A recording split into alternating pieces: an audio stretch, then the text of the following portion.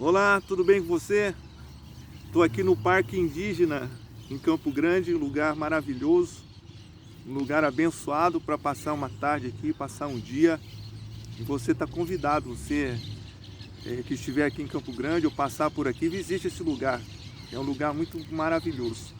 E eu tenho uma palavra de Deus para a sua vida, livro de 1 Reis, no capítulo 19, versos 11 e 12, que diz assim: Disse-lhe Deus: sai e põe-te neste monte perante o Senhor.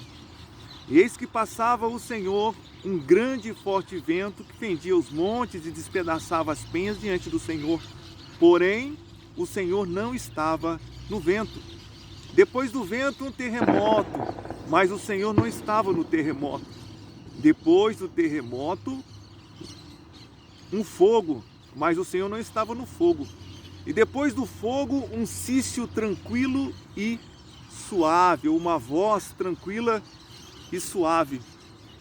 Vamos entender que passagem é essa, porque Elias, meus queridos ouvintes, era um profeta de Deus, muito usado pelo Senhor, e ele tinha ousadia, ele tinha coragem, ele recebe a incumbência de chegar até o rei Acabe, que havia se corrompido, não é assim?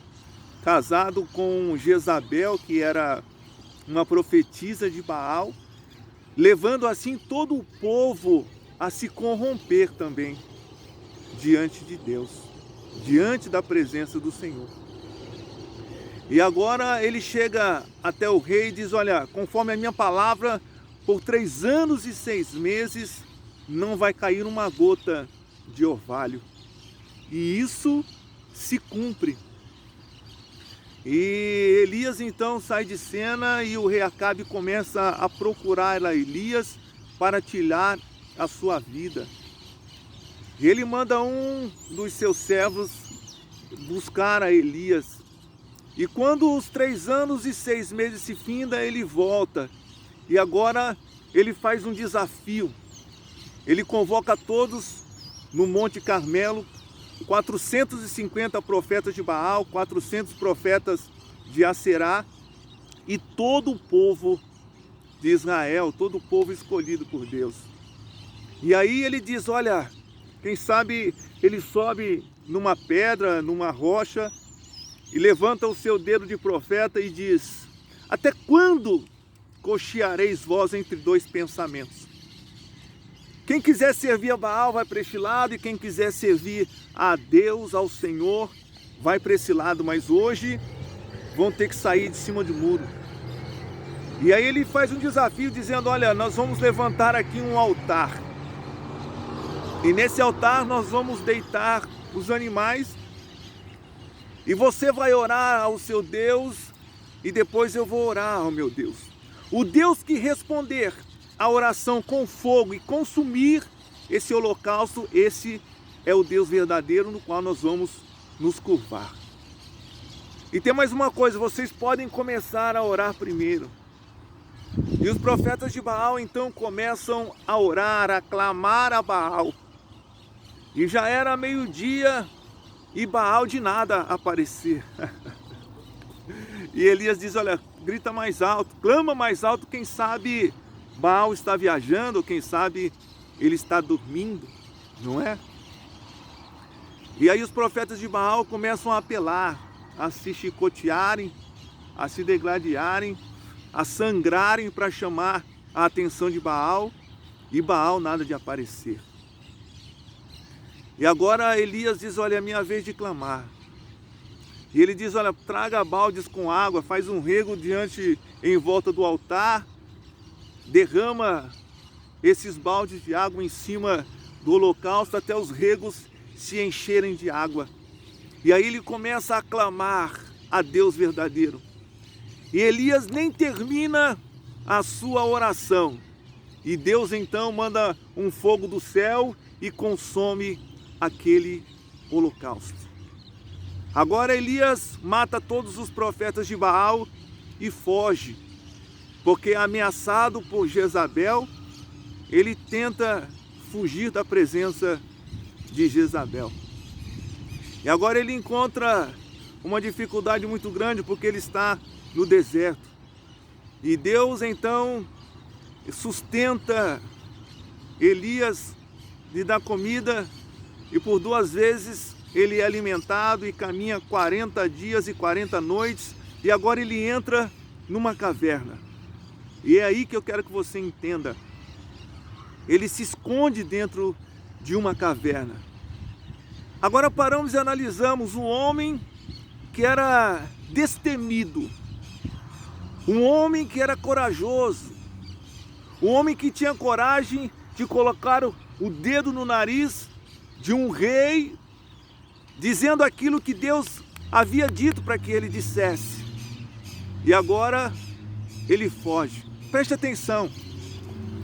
Por mais espiritual que sejamos, por mais homens e mulheres de oração que sejamos, existe um momento em que, como seres humanos, nós também sentimos fraqueza, também sentimos tristeza, também dependemos de um sentimento que muitas vezes entra em nosso coração e acabamos nos desanimando. Dá para entender isso? Até porque somos seres humanos. Se fôssemos robô, não teria esse problema. Mas você e eu somos dotados de sentimentos. E muitas vezes nos sentimos fracos espiritualmente e precisamos de um estímulo para seguir adiante. E era justamente isso que Deus vê em Elias, dentro daquela caverna, e Deus aparece. A Bíblia diz, primeiro fendendo os ventos, as penhas se despedaçando, e aí Deus não estava no vento, e aí vem o fogo queimando tudo. Deus não estava no fogo, o terremoto vem, Deus não estava no terremoto, e agora Elias ouve uma voz suave, dizendo: olha, o que você está fazendo aí, rapaz? O que você está fazendo ali, Elias? A obra ainda é grande. Imagina Deus falando diretamente para Elias, dizendo: ei, eu vou te fortalecer. E Elias querendo se justificar: olha, mataram seus profetas, só sobrei eu. E Deus disse: não, ainda existe alguns que não se corromperam, eles vão te ajudar a seguir adiante, e eu estou aqui.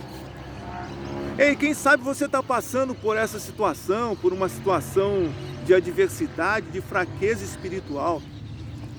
Assim como Deus nunca abandonou Elias, Deus também nunca te abandonou, nunca me abandonou. E Deus, Ele sabe muito bem o desejo que há no seu coração de seguir adiante. Porque muitos podem olhar para você, muitos podem apontar o dedo para você e dizer: olha, ele nunca mais será como ele era antes. Eu conheci algum tempo atrás, e ele era uma pessoa fervorosa, e ela era uma pessoa fervorosa, uma mulher de oração, um homem cheio do Espírito de Deus. Ele nunca vai se levantar novamente. E aí, deixa eu dizer uma coisa para você: não dê ouvidos a essas pessoas que às vezes torcem para que você não se levante. Mas existe um Deus, e fala com você nessa tarde. Ele tem um desejo de te levantar. Ele tem um desejo de te impulsionar e dizer: eu estou contigo. Sai daí. Sai dessa caverna. A obra é grande. O caminhar ainda é grande na sua vida. Entende isso? Elias entendeu. Colocou o seu manto, saiu da caverna e continuou fazendo a obra de Deus. Então não para não. Deus está dizendo para você: ei, sai da caverna, porque grande é a obra que eu tenho ainda a realizar na sua vida. Amém, meu querido? Toma isso no seu coração, guarda essa palavra, porque Deus é contigo. Deus quer te levantar, Deus quer te restaurar, Deus quer manifestar sobre você a tua glória, o teu poder e a tua unção. Amém, meu querido? Que Deus abençoe a sua vida. Tenha uma tarde abençoada na presença de Deus e um grande abraço para você.